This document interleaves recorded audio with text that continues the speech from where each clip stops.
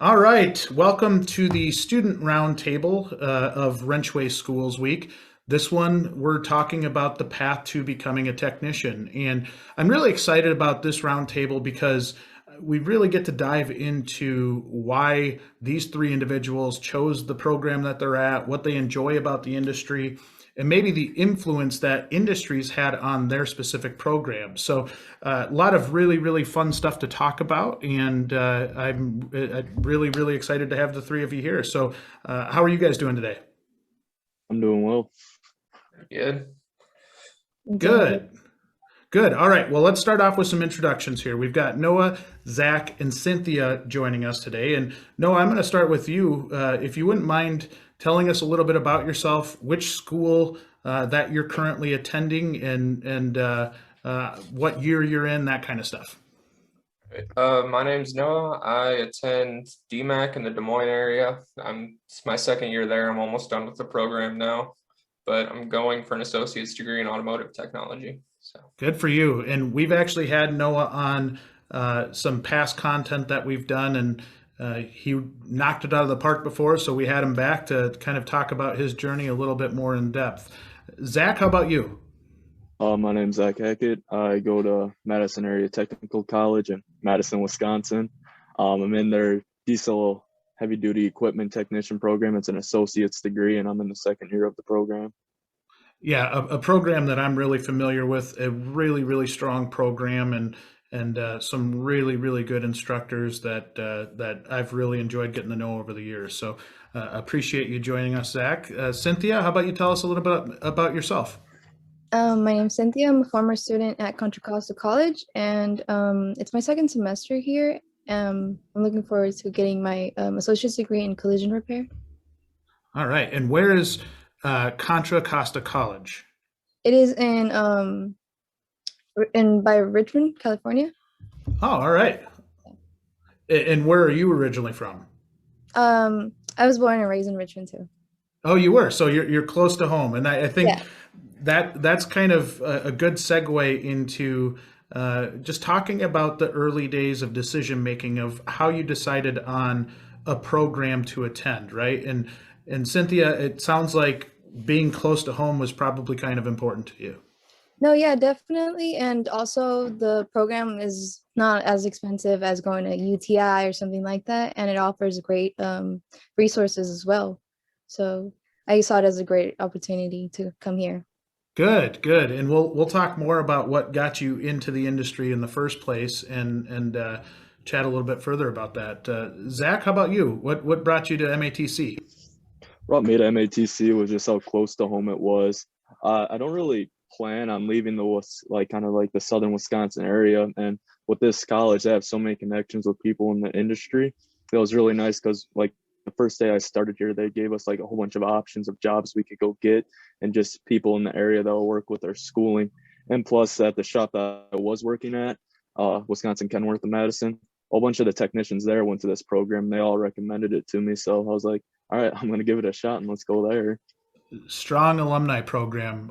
They've got a lot of alumni out there. Now, did you know the strong connection with employers when you signed up to go there? Not really, no. Yeah, and that's something I think schools in general can maybe. Uh, I think it's an area of improvement, right? To paint those partnerships out so that not only you as a student know that you've got a strong possibility or probability at a job after graduation, but they work hard at those partnerships and they should be proud of them that they're putting students out to in the workforce to help these shops out, and something they should be proud of. And I think when maybe your folks look at it or your parents look at it and say, okay, where am I sending Zach to school at, or where's Zach going to school at? And they see those partnerships. I think there's so much value in that because it really helps them be comfortable with sending you to a program like that. So I love that story. Noah, how about you? I know we've talked about your history a little bit in the past, but what was it that kind of rang the bell with DMAC for you? yeah, so Iowa has a program called Last Dollar Scholar to basically, if you're going to a trades program like electrician, mechanic, any of that, the state's going to pay for your tuition just because they need people working in those fields. So for me, it was kind of just doing my research and finding the best possible school I could in Iowa, just because I wanted to get the most out of that program. So that's kind of what led me to DMAC. And you had opportunities outside of going to tech school, right? Like I think we've talked about this in the past where you had opportunities to go to a 4-year school, Yeah. but really chose this route. And I'm curious as to what was it about the industry that stuck out to you in terms of why you'd want to go down this path as a career?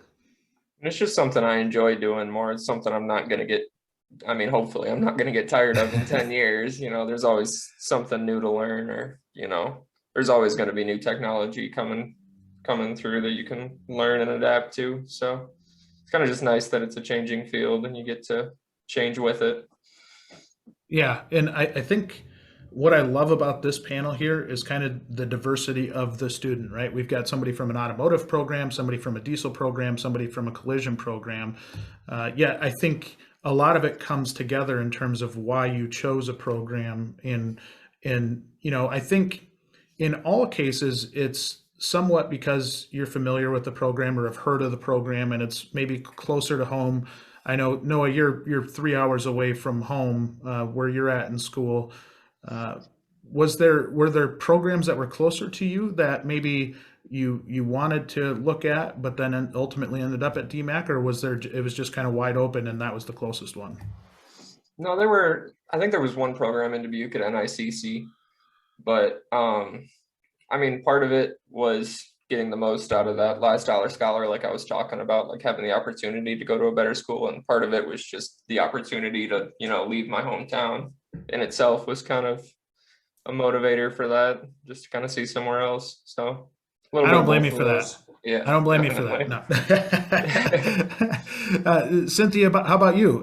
Was this something as you're younger and thinking about potential careers? Was this something that stuck out to you? I mean, did you have family members in the industry, or was it something where something opened your eyes to it to where it became attractive? Well, I grew up around this industry because my dad's a painter and was a body man for several years. So I was kind of introduced to a body shop at a young age. And after high school, I didn't really know what to do as career-wise. And so during summer, I went to work with my dad and I got like into it. And then I started to learning how to weld, how to do all these things.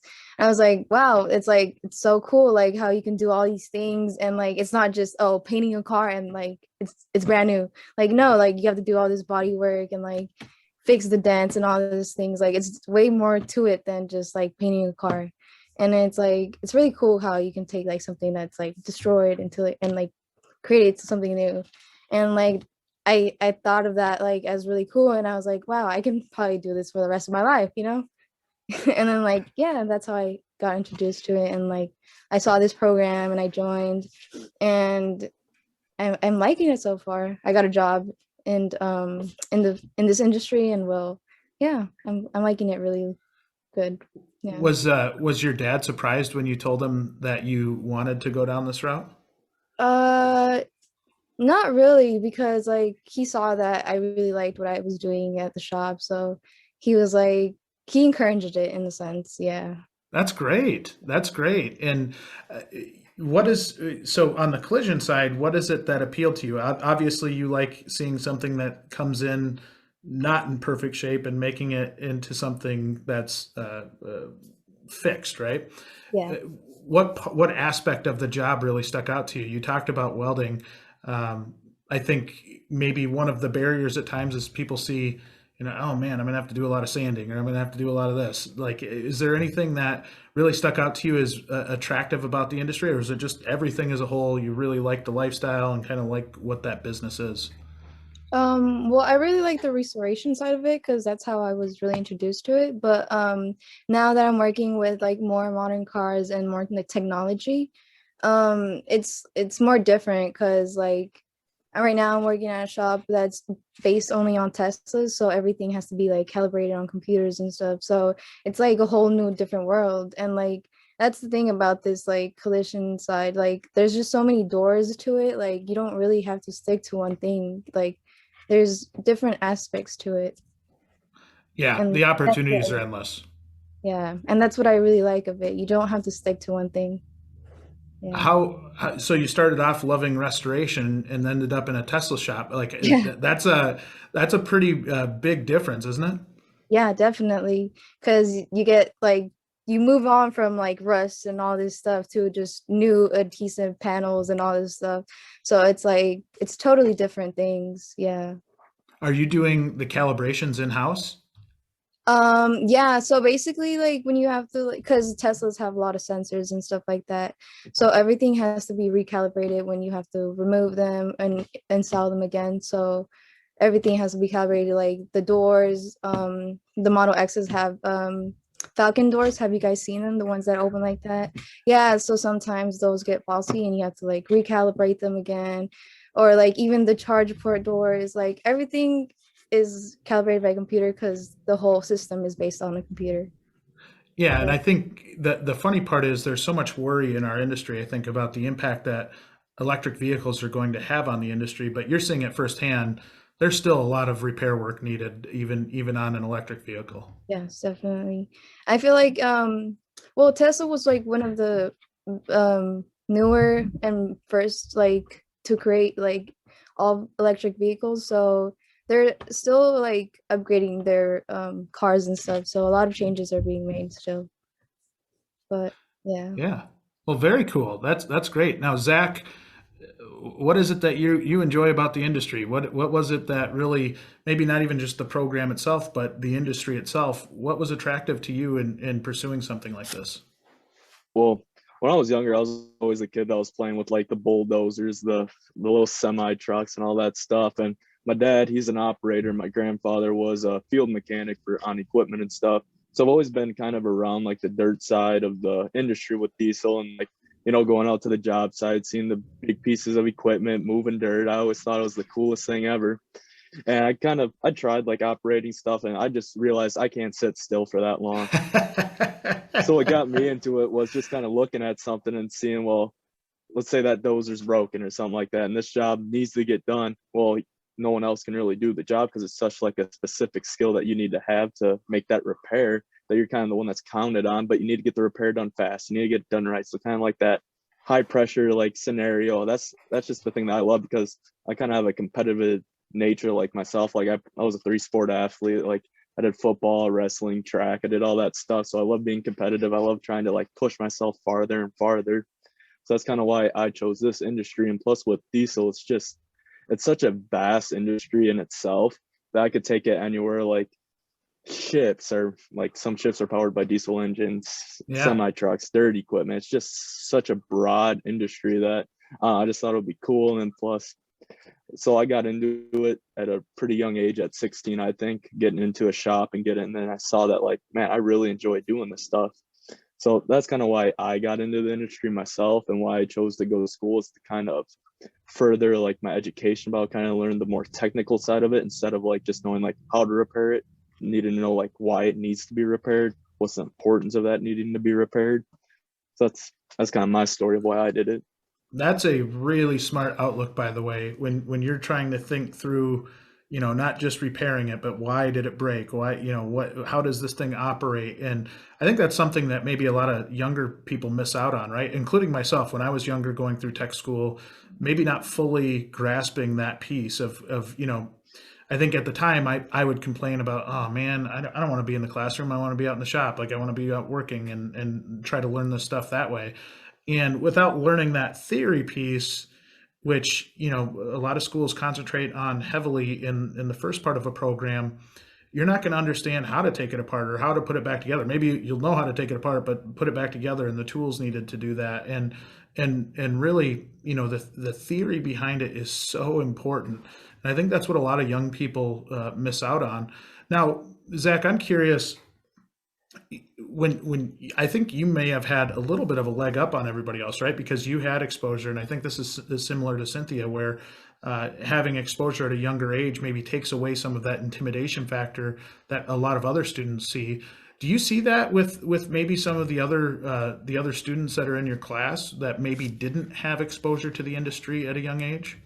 Yeah, very much so. So like my first day when I started here, I already had a 1.5 year experience in the industry.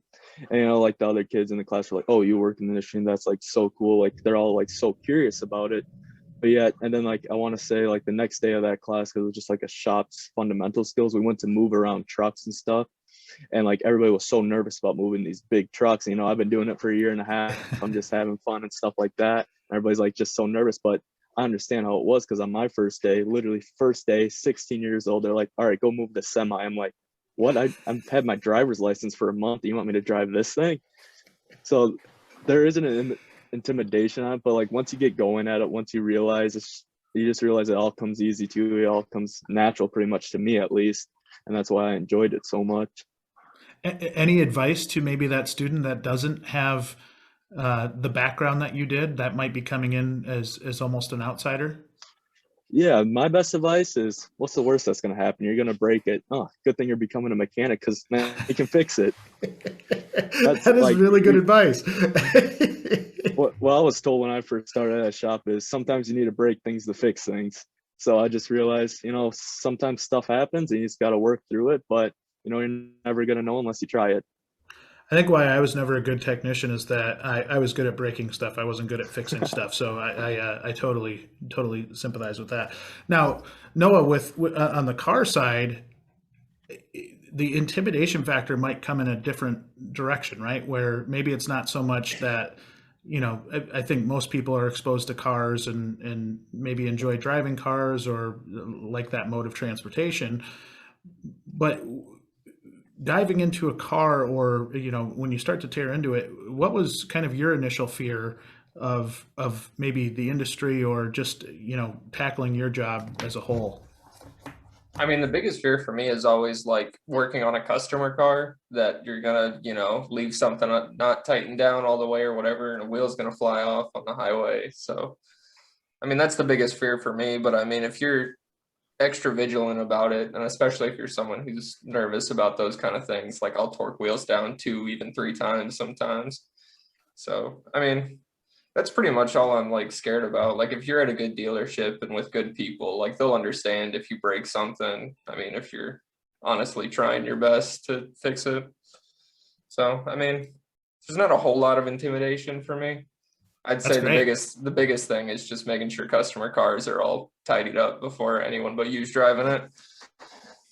How does a school impact your confidence level? Like when you're going through the program, I'm assuming they give you some tools in terms of not physical tools, but maybe mental tools to be able to combat any of the nervousness or intimidation, right? Like just some exposure to a normal work environment. And you know, I know, Zach, at MATC, you guys go through a lot of just the shop process, and you know, they're trying to give you a realistic depiction of what it's like to work in a shop, right? So inventorying the tools and writing good repair orders, that kind of stuff that maybe you don't get right off the bat if you're just jumping into a shop.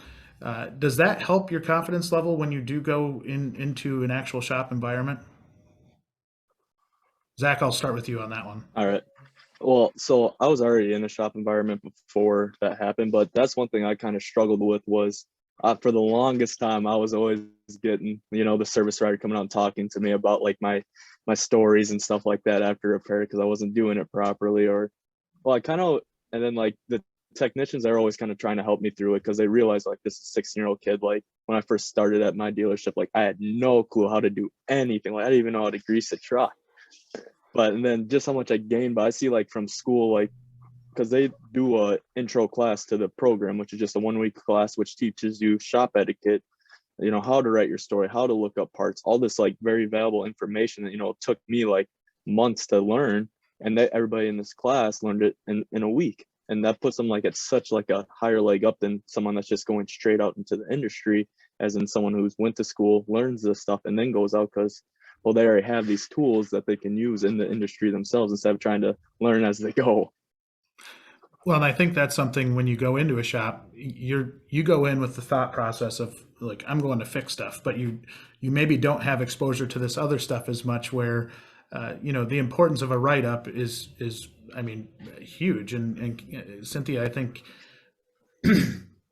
on the collision side, if it's an estimate or if it's, doing any of that type of stuff, how you're writing and things that are over and above the actual repair itself can be pretty important. Do you feel like your school's done a pretty good job at bringing you up to speed on that side? Yes, definitely. Because even though estimating is not like our job, because we have estimators, but we are taught to do the estimating job so that we can understand how it all ties in together. So like whenever I have a job and the estimator comes and he asks for a supplement, after the teardown, I tell him like, oh, this and this and this is what's going to be needed to be ordered as a supplement. And well, I feel like that really prepares you because you get to see how it all works together. It's not just, oh, we're going to repair this car and that's it. Like, no, you have to communicate with your estimator and talk to him about what you need and what wasn't ordered, or what you don't need and needs to be sent back, or just anything like that. And I feel like the school does a really great job in preparing you for that. And that's got to be a confidence builder, right? Like when you're seeing it before you're actually in that situation, that's got to help you feel more confident going into that kind of shop dynamic. Yeah, definitely. How about you, Noah? I mean, does that resonate with you at all? Like just the kind of the confidence building of going through a program and seeing some stuff before you're kind of thrown into the fire? I mean, yeah, for sure. I feel like I differ from these two a little bit just because I wasn't in a shop really before going to school. Like I kind of just was interested in cars and that was about it. So I feel like I learned basically everything I know from school. I mean, there was a handful of stuff I did in high school, but if I would have tried to go straight into a shop, it definitely would have taken a lot longer to get adjusted. Yeah, and I think that's perfectly natural, right? And Yeah. that piece to me is so important. And when I look back at my career, kind of almost that maturity between 18 and 20 or 18 and 21, there's a pretty drastic difference. Maybe I'll let you three speak to this, but going to school almost gives you a chance to kind of mature a little bit. And uh, I think the three of you seem very mature as it is, but has that helped you kind of, bridge the gap, as compared to if you were to go into the industry straight at 18? I'll let anybody answer that one. Well, in my opinion, yes, maturing is part of it, but the reason that I really wanted to come to school too was I kind of wanted 2 more years of, being a kid, going to school, having fun instead of just always being at work and stuff.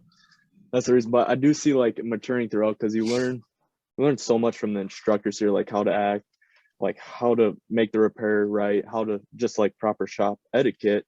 But also in my sense, it was like, well, I already kind of knew some of that stuff from my past experience, but yet I also still kind of want to have fun. So that's the reason why I came to school too, was one of those. But I also feel like, yeah, a lot of, because like some of these kids I came to like started school with, like lefty loosey righty tighty was hard, and now some of these kids it's ridiculous how far they've come and how much they've matured and how much they've figured out stuff. It's just really cool to see. So I see the whole purpose of it too, which is really cool in my opinion.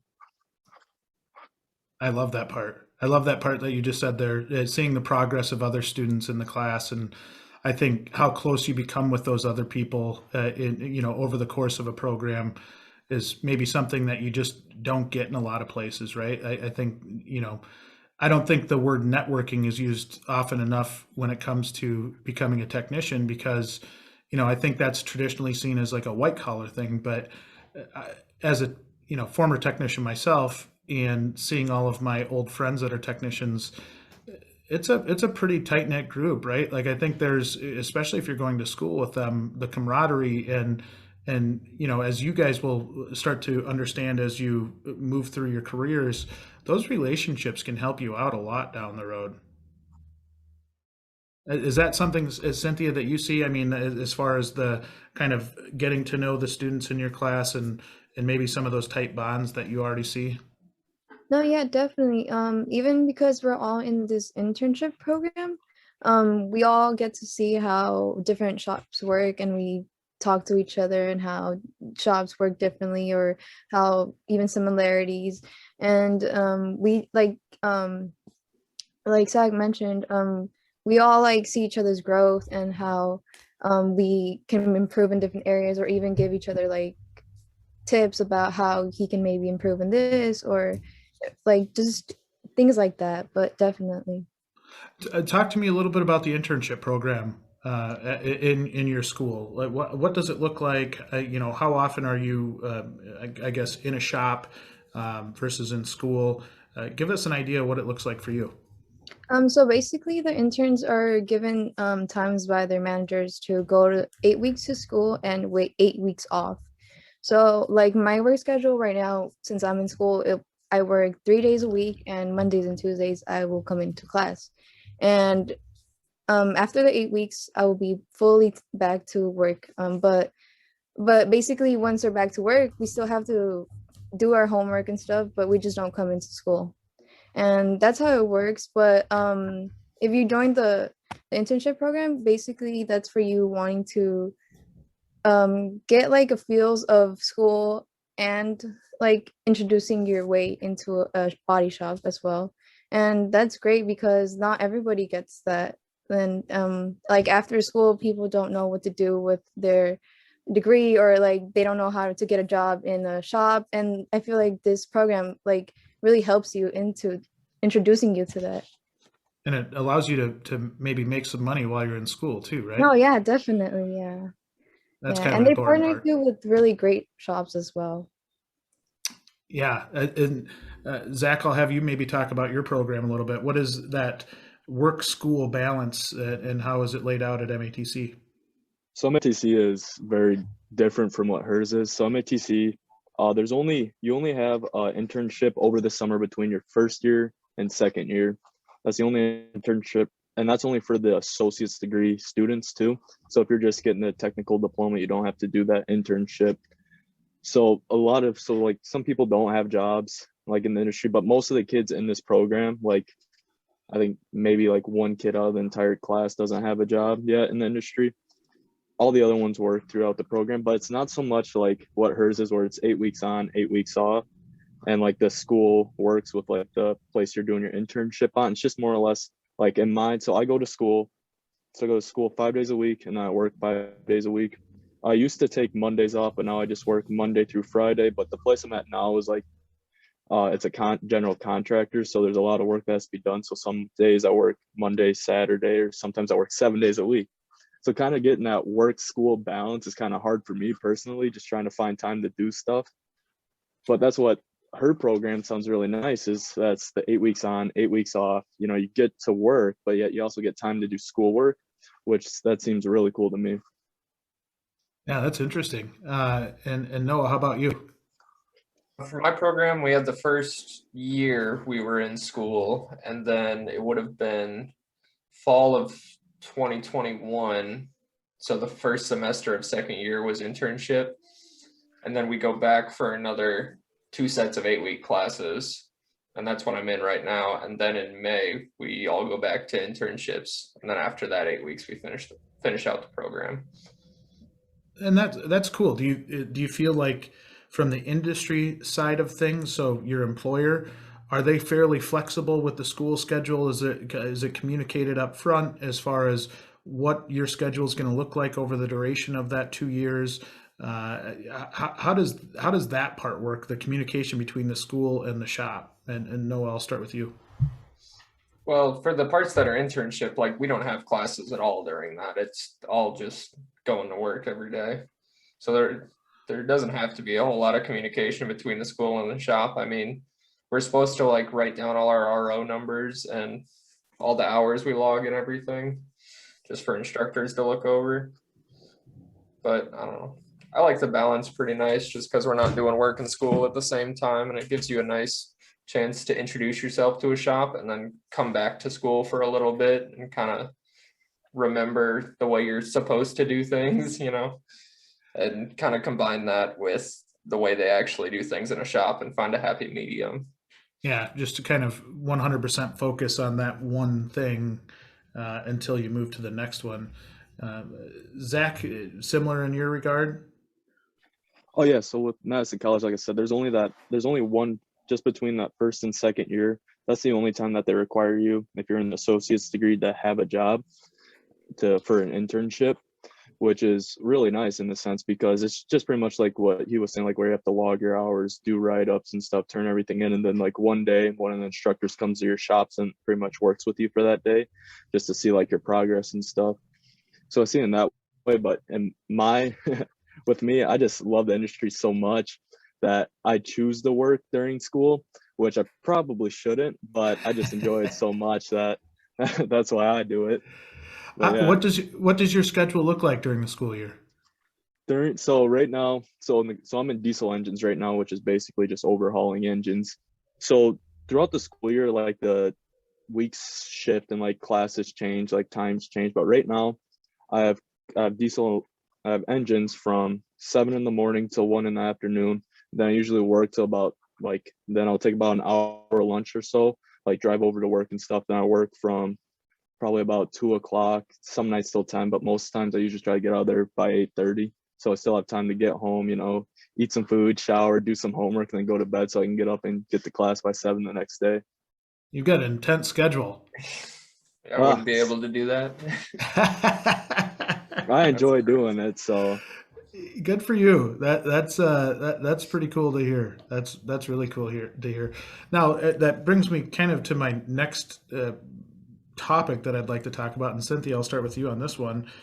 How many students in your class have jobs in the industry? I'd assume with the internship piece, you kind of have to be in the industry, don't you? Well, it's optional to join the internship program. So some of the students who are actually passionate and actually want to pursue a career in the industry, well, those are the ones who join the internship programs, but it's not obligational. So it's more of a personal interest thing. And it's a couple of students, honestly. Some of the students are just taking the classes just to get their certificate. Yeah. But yeah. Do you find the students that aren't in industry, where are they working at? Are they working at Amazon or fast food or something along those lines? Yeah, some of them are doing retail or something like that. Most of them are just students who are still trying to figure out their path and like what they want to do. But if like I said, like if you're really interested in it, it's more like you join the internship program because it's a lot of commitment as well, because you have to kind of pursue your bachelor's degree in collision engineering. So it's a lot of schooling and stuff like that. And a lot of people don't really have the passion for that. Yeah. But can you tell? I mean, when you're with the students, which ones okay, they're in it for a career or they're in it for, just to get their degree and move on? no, yeah, definitely. And even some guys who are really into it and like they love working at shops and stuff, they just don't want to get their bachelor's degree because of the schooling, because you have to complete your general ed classes and your collision repair classes and all of these classes. And it's like, and then you have to take your tests at the end of the years and all these things. And I feel like that's what kind of discourages them. But I feel like if you do it, it'll all be worth it at the end. I 100% agree. Yeah, definitely. Noah, kind of the spread of your class, do you see a lot of the other students in industry that, as they're working in industry going to school, or are there still a fair amount that are maybe not in industry as they're going through school? I would say everyone that's still in the program at this point is in the industry. Like for the first year or so, where we'd still have a couple people dropping out every class. But I mean, we've probably gone from 30 people to 20 people since we started.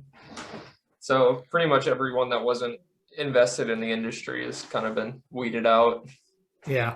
I think that's pretty common too. I think it is truly seeing who wants to do it and really who's vested in it. I think taking pride in that second year as a student is a big thing, because not everybody's going to make it to that point, right? And I think you've proven that you've put in the work and you're putting yourself in a position to be really successful in the industry by doing that. One thing that I was surprised with, I talked to a program once, and I think less than half of the students in that program were in our industry working. They would work various other jobs, whether it was like Target or, like I mentioned, Amazon.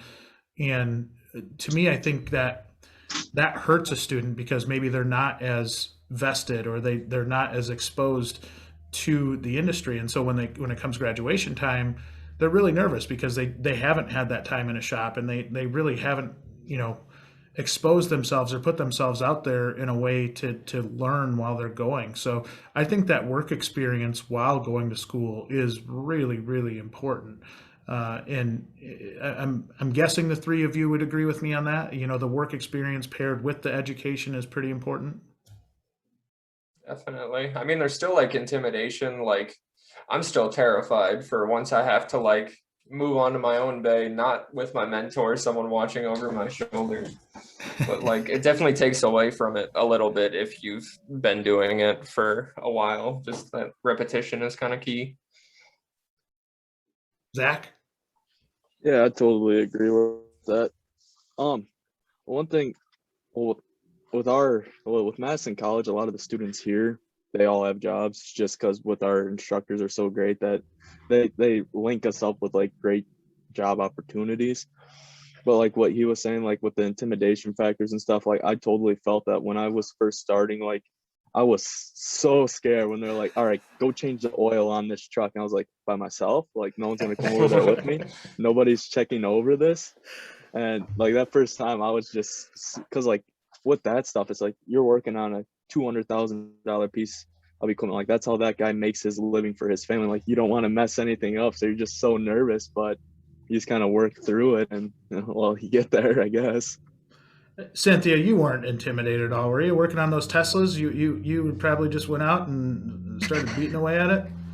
No, not at all. Because you're surrounded by these guys who have years of experience, and like they're just really good at what they do and stuff. But luckily I landed in a good place where like everybody's really nice, they're really helpful. Like if you need anything, like they're always willing to help and stuff. But it's definitely intimidating because you want to catch up to how everybody's doing, and you want to be at least a little close to their rate, and but eventually you do get there and it's less intimidating because everybody makes you feel welcomed in a sense. But yeah, I can see how like I can relate how in the beginning it's really intense and intimidating because you don't want to mess up, you it's like you said, like all these cars are really expensive and they're all expensive equipment, and you just want to take care of it really well. But Yeah, it yeah. can be terrifying. I know that from my personal experience. Now, Noah had mentioned mentorship. Do you and Zach? I don't know if you've been down that route where you've got a mentor at work or somebody that really kind of took you under their wing. But I'm curious if you have, right? Have you had that person that kind of helped guide you along? So yeah, so when I was working at Wisconsin Kenworth, there was a guy on first shift that I worked with a lot. He was just kind of like from the same area like that my dad grew up in, me and him connected a lot. He was an older guy. He was like 50 years old, so how much knowledge this guy had, and he really helped me through and learn stuff. And then there was also some younger guys there that like I really connected with, became good friends with them. And they were kind of showing me like the other stuff. And then there was another guy on second shift because I got moved to second shift working nights. And there was a guy there named Ethan Stewart, and he was one of the best mechanics I've like met in a long time. Just how much knowledge that guy had, and he was the one that went through this program at Madison College, and he's the one that kind of like made me go through, and just how much he taught me. But like there wasn't like an assigned person that I worked with, because I worked with everybody in that shop when I was working there, and they all like helped me through. They're all like, because like one like big kind of stigma I thought like of the industry, like when I first started, like my parents were even like warning me like, oh, don't be like the dumb kid that shows up there, watch out for like the old grumpy mechanic and stuff like that. But none of the guys that I worked with were like that. They're all like super helpful, all trying to like teach me stuff. So that was one thing that I was super nervous about that I really didn't need to be. I think that's changed a lot in our industry over the past 20 years. I think there's so many techs that are willing to help and be a resource and take pride in the younger people that are coming in. Cinthia, have you seen something similar where you've got people that have kind of taken you under their wing? No, yeah, definitely. I kind of have like an example of both because we have the Tesla shop and then the BMW shop at the like right beside us. And those are older guys who have been there for years and stuff. And like maybe that's why they didn't place me there too, because like, I feel like they just have a way of doing things, and they don't like to change or explain why they're doing this or why this works like this. So maybe like, and then the guys over here at the Tesla shop, well, they're more nicer. They're more like, oh yeah, they explain to you why it works like this and how you can do one thing. And like, it's crazy because like we all do the same thing, but we all have different methods of doing the things. And it's like the job can be done in so many ways. There's just no wrong or right way. And you can learn in different ways too. It's crazy. But yeah, definitely. I learned a little bit from everybody. Well, and I think you hit that head on there with the personality that you're aligned with when you start is so important, right? And the fit that it's important that you feel welcome and that you feel like you can ask a question without getting yelled at. And there's still shops out there that maybe aren't that way yet, right? They haven't gotten to that point. And now I think there's been a drastic evolution of that in the last few years. But something where as a young person coming in, if you're just getting yelled at all the time, it makes your job really hard because you're already putting so much pressure on yourself that you want to be a good tech.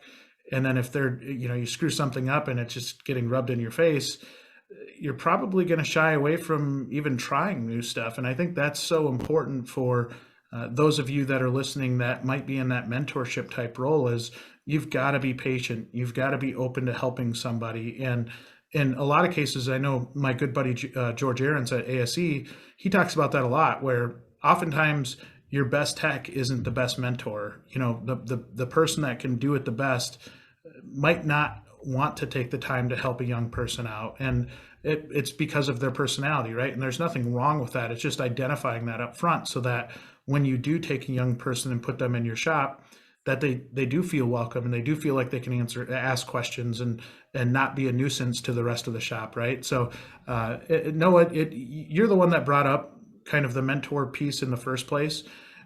How does it look from your vantage point? How is it that that mentorship piece helps you? I think it really helps because like even though everyone, like I'd feel comfortable asking basically anyone in our shop anything I need to know, but just having that one person to where they already expect you to come ask them a bunch of questions, it just makes it really easy that I don't have to feel nervous, even if it's something I'm 90% sure it's this way, but I just want to double check to make sure I'm doing it right or whatever the case may be. It just kind of gives you a person to always relay back to and confirm what you're doing is right, give you a little more confidence. Yeah, and for the shops that are listening out there, that's another key point that Noah hit on is the mentor expecting that they're going to get questions, right? And I actually was running a shop once and was newly taking over the shop. And one of the things I did, they had pointed out that this individual was a mentor to incoming people, and we had a new tech coming in, and went out and talked to that individual and said, "Hey, how's this mentorship thing going? Like, what do you think?" And he responded, "What? I've not been told any of this. I didn't know I was a mentor." So that the communication side is really, really key from the shop's perspective to make sure that you not only have that mentorship piece in place, but that you're communicating with the mentor and teaching them how to be a mentor, right? And really understanding how they want to guide you. There's some of the stuff I think inherently where you're just going to have to do it in order to learn, right? But there's other stuff that you need guidance, and that's not unusual. It's new to a lot of young people, and you can't expect that they fully know all of this stuff. But if you can be patient and build that confidence at an early level, you're going to have a lot more success as you go down the line. So I think that's a really, really key ingredient. So let's talk about once you hit graduation time. I think you all have probably heard it that there's a pretty big need for technicians across the country, right? It's not any secret anymore. I mean, it is. There's a lot of shops out there that are desperate for people to help them, desperate for good talent to come into their shops. I want to talk about when graduation time hits and you're looking and evaluating where you're going to work after graduation. Now, it could very well be in the same spot that you're in, but I want to make this maybe even a little bit more broader when I talk about what sticks out to you in a shop that you would want to go work for? And maybe not so much the money side, but kind of the intangible stuff. What is it? And Zach, I'll go back to you because you've worked in a couple shops. What are some things that would stick out to you about an employer that would make you want to go work for them? One of the biggest things I always look for when I was looking for an employer, and just like a general rule of mine, is the people that work there already. Like, how long have they been there? Because if it's a great employer, they're going to have mechanics that have worked there for 15, 20 years. And like, they're staying there because it's a good shop. But like, let's say if you go to the shop and like the turnover rate there is just ridiculous, well, then you kind of know, like, well, maybe this isn't the best fit for me personally. Like, maybe there's something wrong with the shop that, like, why technicians aren't staying there. That was one of the main thing that I always looked for when I was looking at a shop. But both of the shops that I worked for, they had technicians that have been working there for like 25 plus years and stuff like that. And plus, well, I don't really, because being like dirt, like, and stuff like me, like, I do a lot of work outside. So like, not so much the shop itself. So I worked at a dealership. I've worked in like a really nice shop with heated floors, all that stuff, which is all really nice. You know, sometimes I kind of miss it. I mean, now you're laying out in the dirt and stuff like that. But that's another thing that personally doesn't reflect with me. But I could see how other people could see, like, how a newer shop would be more appealing than, you know, some old dungeon that you can't really see nothing in with like the lighting and stuff like that. Well, and even for field work or working outside, maybe some of the accommodations to make that life easier, right? Because when it's Oh yeah. 0 degrees out here in Wisconsin and you got to go outside, you want to make sure your hands are warm and that you got, you know, all the tools to make it easier, because those bolts don't like to come off as well as they do when they're in a nice warm heated shop.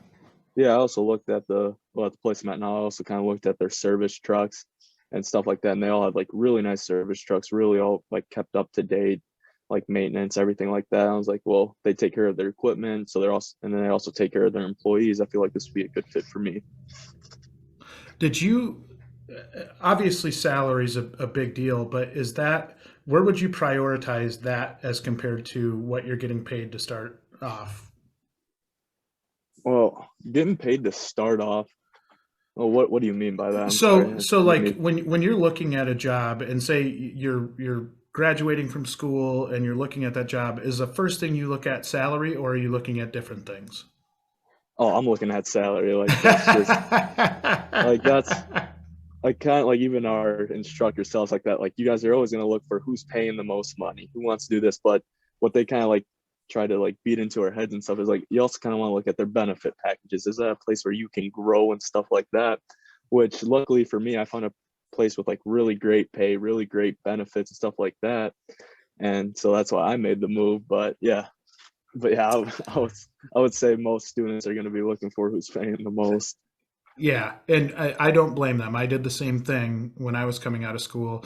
The one thing I would caution students on is don't only look at pay. And the reason I say that is you could go work at a place that pays you extremely high, but then their expectations are there at the same time, right? And a lot of times what we see is maybe the patience for that higher earning individual isn't there as much. And the patience for you to produce, because they're paying you a high number, is very little. They want you to produce fast. And so that's the one thing I caution students on when looking for a job after graduation is pay can be a really, really nice carrot. Make sure the other stuff's there too, because if you're going in that first 2 to 3 years is really meant for you to learn, that is so important that you find the right fit there. And sometimes that's not the person paying the most, right? Sometimes that's the person that, you know, maybe is paying a slot or two below, but they've got a great program to bring you up through and set you up for the rest of your career, right? And I've seen it too often where somebody will take the money and then not be in the industry in 2 years because of that same thing. So just one word of caution. I think you worded that perfectly, but that's one thing that I would watch out for too, is just make sure you don't just take the money. Of course, the money's great and why we're all working in the first place, but making sure that it's setting a foundation for you moving forward, I think, is as important and really for setting you up for long-term success.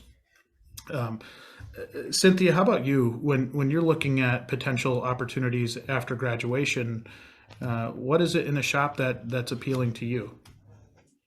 Well, what was really appealing to me, because I applied to various shops, but the one I'm currently at really sticked out because like Sag mentioned, they have employees who have been there for several years, and they're like a generational family company. So like it's not only like any other company. They take care of their workers, and their workers take care of them. So it's like it's all dialed in really well, and they have a lot of benefits programs, and they also have this thing where you don't have to stay in the position you are if you want to eventually become an estimator or a manager. Anything you want, you can scale your way up there. And I saw that as really cool because not a lot of work offer that, you know. They expect you to be like a body man for them for years or whatever, you know. And that's really cool because like they want you to grow with them, and that's really cool. And also not only that, but like for your school and stuff, they're really flexible. They work with you, they work with your schedule, they accommodate to that. And it's really rare for that too. But yeah. So, career pathing and working with your schedule were two really important factors for you. Yeah, definitely. Noah, how about you? When you're Oh, looking at graduation time and you know, again, assuming that you're already working at a good place, but it's, you know, kind of looking at those opportunities that are out there. What, whether it's the shop that you're currently in or a potential opportunity down the road, what is it that really sticks out to you? I mean, with the shop I'm currently in, I don't really have much of an option because being in the Honda program, I could go to a Smart Honda in Clive, or there's an Acura dealership in Johnston, and that was our only options. So I kind of just took whatever was available because there was, 12 other students looking for internships at those two dealerships. So it was kind of hectic.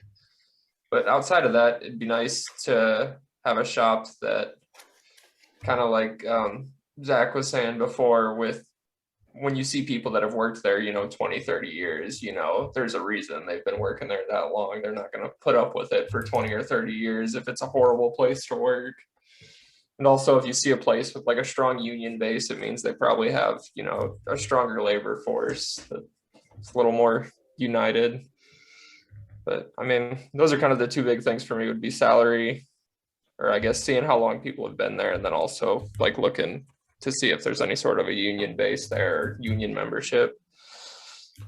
So this kind of piques my curiosity when you're talking about the length of the tenure of the employees that are currently there. How comfortable are you asking questions when you go into that initial interview? And Noah, the program that you were in, you kind of had your options limited to what type of shop you could go in. But when you go into that initial kind of interview process, do you feel comfortable asking questions like that? You know, what's the tenure of your current team? You know, what's the work environment like? Do you feel comfortable going into those conversations? I feel like you almost have to be, because if you're not able to talk to the people that run that shop about how it's run, then it's probably not the best shop. You're not able to comfortably talk about it, Yeah. I mean, if it's a good place to work, they're going to be upfront with you about it and let you know because they want to, Right. How about you, Zach? Oh, one thing that I always did, like when I got an interview with someone, I always talked to like the mechanics first. I always went out into the shop. I talked to the guys there, seeing if like it would have even been a good fit for me. And like he was saying, like if a company's trying to like hide like the 10 years of like their employees and they don't really want to talk about like their shop environment themselves, maybe it's probably not the best fit for you to join that company. And I do understand like someone that's new, like coming straight in like into the industry, doesn't have any experience. I bet it could be very intimidating. But the employers, they want to help you. Like they want you to work with them. And to do that, just ask them questions. And that's what they're there for. That's what the interview's for, is for them to see how you are and for you to see how that company is and see if it's a good fit for you. So that's how I feel about that. Great practice there, by the way, of talking to the other techs and kind of getting a feel for the shop and just the general culture of the shop, and if the team's having fun and enjoying each other's company, or if it's a little bit more serious. And, that's not always a bad thing. Something we talk to a lot of shops about is finding the right fit, for that technician, not just hiring somebody to put in there, which I think a lot of shops do, but finding the right personality fit and the right technical aptitude to kind of fit to complement the others in your shop. And I applaud you for going in and talking to those techs up front. I'm sure they appreciated it. I'm sure the management actually appreciates it when you take that extra step and really kind of do your due diligence on the shop. I think that piece is so important to understand. You're signing up to spend a lot of your time there. Making sure that you like being there is really, really important. Cinthia, how about you? Did you enjoy, or maybe enjoy is not the right word, but did you feel comfortable asking questions of your employer going into it? And did you feel like you prepared questions, or was it more off the cuff? It was like a combination of both, because I did a little research about the shop and like what type of work they do and stuff. And but also when I was there, they introduced me to the both sides of their shops and like introduced me to everybody and stuff. So I was able to talk to the guys a little bit and get to know a little bit of how the company works and stuff. So basically the same as what Noah and Zach said, just talking to the workers there and getting to know a little bit more of the shop. But sorry, but yeah, No, that's basically it. yeah. How important is transparency, that the shop is being open about things? Like, do you get a sense, and Zach, I'll start with you. Do you get a sense if maybe they're trying to hide something, or like if they're being transparent, does it make you feel more comfortable with the choice that you're going to make? Oh yeah, fully. Because like if they're trying to hide something, like what else are they gonna try to like hide on you? Like there's always like that thought that'll be running through your head. But if they're like completely open about everything, they're not trying to hide stuff from you. Well, then well, they don't have any fears about something, so why should I? That's what. Yeah, that's about all. It's a great response, Noah. Any I guess thing to add there? Man, I kind of feel the same way. Like we kind of work in a job where you have to be 100% transparent all the time. Like if a customer gives you information, you need to relay that to the technician working on it, or whatever the case may be. I mean, transparency and communication are some of the most important things in our field. So if they're not being fully transparent, then it's probably not a great shop. I could not have said that better. No, that was really good. I think that that's my thought as well, right? Like, what if I think it's natural to have skepticism if somebody's trying to be guarded with the opportunity, or guarded from allowing you to talk to their technicians, or guarded from giving you the information that you need to make an educated decision on whether you're going to go work for that place. So I love the response from the three of you there, and think that was great.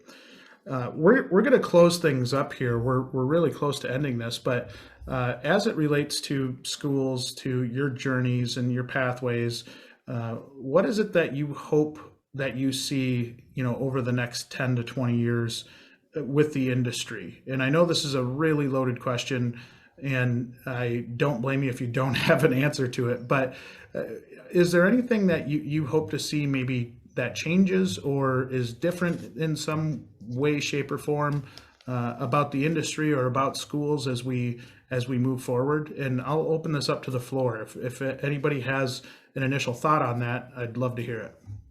One of the biggest things that I hope that change is not so much with the industry, it's more or less with the schooling, like not with more like with high schooling, like high schools and stuff like that. Because like really in high school, I wasn't really exposed that much to, like the technical side of things, like how things work.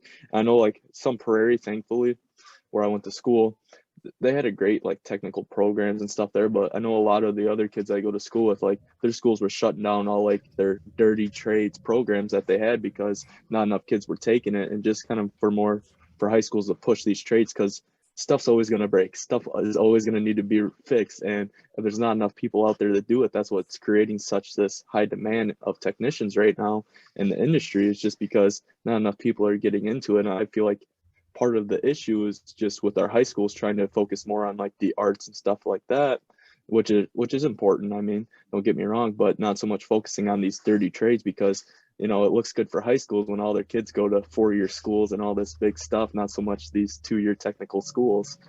That's kind of something I hope that changes within like more like our society, not so much the industry, I guess. What was your perception, or what do you feel like the guidance counselor's perception was when you told that person that you were going to MATC?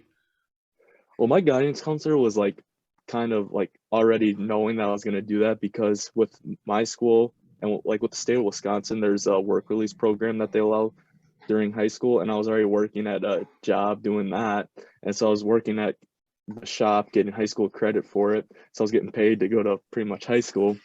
So they already kind of knew, so she really didn't have that big of a reaction. But the thing that I realized though was how little scholarships there was, or like that she knew about, for me to apply for school, compared to all the 4-year scholarships that were there. So I guess that's kind of something I hope that changes too, as more scholarships come out for these 2-year programs, technical. Boy, that's a good point. That's a great point right there. I think we as an industry need to do a better job at providing some of those scholarships, and really, I think informing and educating the guidance counselors as well. I know my business partner, Mark, he had done a nonprofit. He runs a nonprofit charity, and they did a scholarship. They gave away 5 scholarships. When he came into our business, he had actually earmarked one of those for somebody entering the trades, and unfortunately nobody applied for it. And we know that area, there would have been plenty of people that would have been interested in it, but maybe they just weren't exposed to it, right? So I had similar experiences in other areas as well, and so I think getting that communication across, the scholarships that are available, and really just having more scholarships available to those entering the trades, not just to be techs, but trades in general, I think is really, really important. I agree with that. Noah, anything to add to what Zach said? I mean, I feel like he kind of covered everything pretty well. There's not really anything else I can think of at the moment. I mean, maybe 5 years down the line, I'll be a little more involved in the industry to where I have a little more to say, but right now I can't think of anything. I'm going to put it in my calendar. We're going to follow up with you in 5 years and just see what it is that you would change. Cinthia, how about you? What would you like to see change in the coming years? I can agree with what Zach said, the necessity of like more resources, and also like the acknowledgement of these programs as well, because like you said, they're not really exposed to people, they're not really put out there, and maybe if they were, we would have more people being involved in them, and maybe more technicians. And it also ties in with like maybe more female technicians too. But yeah, basically that's it. I think, Cinthia, do you have a guess on how many, like when you talk about a percentage of the whole technician group, what percentage of technicians are women? Wow, that's I'm not very sure of that, but I'm very sure that it's a low percentage of that. Yeah, definitely. I think it's around 1%, Yeah, which is definitely. yeah, which is not good, right? That's not good for our industry when 50% of the population, women make up 50% of the population, and only 1% of the total pie is female technicians. I do agree.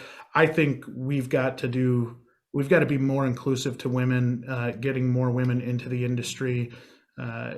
I've had a number of women technicians work for me. They've been extremely talented and really, really good at what they do. So really kind of creating that inclusive environment where we're not only accepting but embracing women coming into this business, I think is really, really essential for the health of our industry as a whole moving forward. So great point, Cinthia. I love that you said that, and really enjoyed my conversation with the three of you. We're kind of at the end of our hour, but I genuinely appreciate each of you joining us and really sharing your stories. This isn't always the most comfortable thing to come on and do a roundtable, but you all did a phenomenal job. I really appreciate you taking the time out to talk about your experiences and your journeys, and hopefully we'll be able to have you each on content as we move forward. So thank you so much for doing this. Thank you for having us, and it was really nice meeting everybody. Same here. You too.